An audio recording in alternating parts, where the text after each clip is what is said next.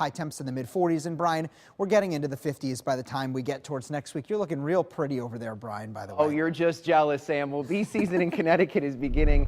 And as the honeybees get ready to do their busy work, there are always ways you can help them. Yes, it is true. And joining us this morning is Marina Marchese. She is the author, designer, and beekeeper behind the brand Red Bee Honey. Good morning, and thank you for being here. We are both wearing bee jackets, although mine probably looked like a stray jacket at first when they didn't see the whole thing. All right, so we're going to talk about everything honeybees, and people are going to learn a lot during this segment, I have to tell you, because I did just researching it. Honeybees obviously very important. The population is decreasing. Tell us exactly how important they are. Honeybees provide pollination services for over a third of the food that we eat. So think about this. Every third bite of food that you have in the daytime, you are eating something that was pollinated by honeybees.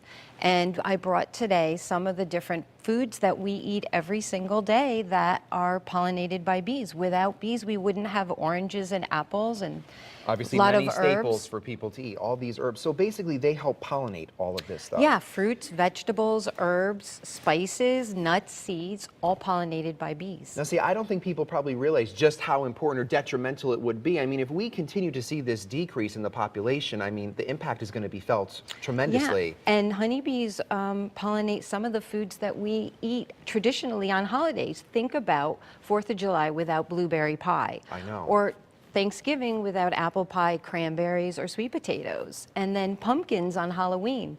So really, honeybees are part of our life every single day, whether we're eating or celebrating holidays. All right, good things for people to keep in mind. Now, this is the time of year we're going to start to see them. I know you have bees, and I imagine this is what you wear when you're out with them, correct? Although you have the whole hood and everything. I don't have a hood, do I? No, I'm not. You do have a hood. I do, okay. I can't see around there. But what are some of the plants that basically bees like to visit? I mean, are they things that we should have in our yard? I mean, what do they like?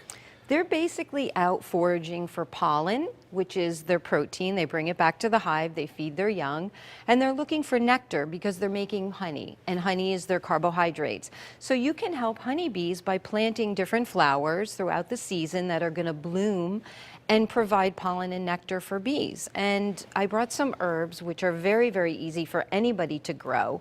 And towards the end of the summer, when they actually flower, the bees love to visit them. And some of them are medicinal for bees.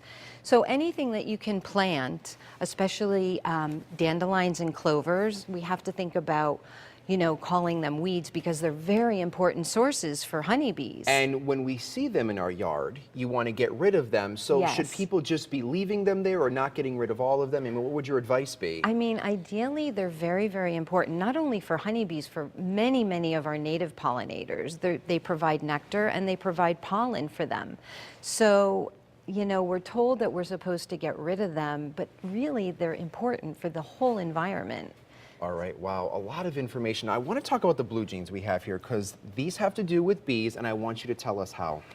Well, some of my favorite foods that honeybees pollinate are coffee. Without honeybees pollinating, we wouldn't have coffee. All right, a lot of people are waking up to that right now. Yes, exactly. And chocolate, and these are chocolate-covered almonds, and almonds are pollinated in California. There's millions of acres of almonds being pollinated right now to provide 80% of the almonds for the entire world. Wow. So chocolate and almonds, and also cotton for blue jeans, and all kinds of the linens and bed sheets and towels that we have. Cotton is required bee pollination. So none of that would exist as we know it without Exactly. the bee. All right, so there are ways. How could I become a beekeeper if I wanted to? Well, Connecticut has probably close to 1,000 beekeepers, and we have bee clubs across the state. So the best thing to do is contact one of our bee clubs.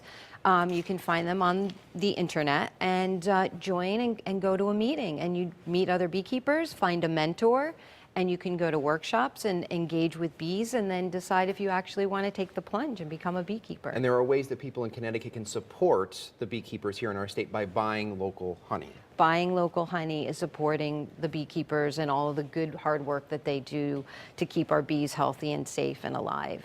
All right, so a lot of great information. Now, you have books out, you have so much. I mean, you're a wealth of knowledge. And I mean, people just listening to this segment may realize more about the bee than they ever knew. Exactly, and you're always learning. Bees are amazing, And, you know, I almost lived half of my life without really knowing how important they were. It affects everybody, and we all should be aware of it. And as Earth Day comes in April 22nd, we will be celebrating bees and pollinators at different organizations.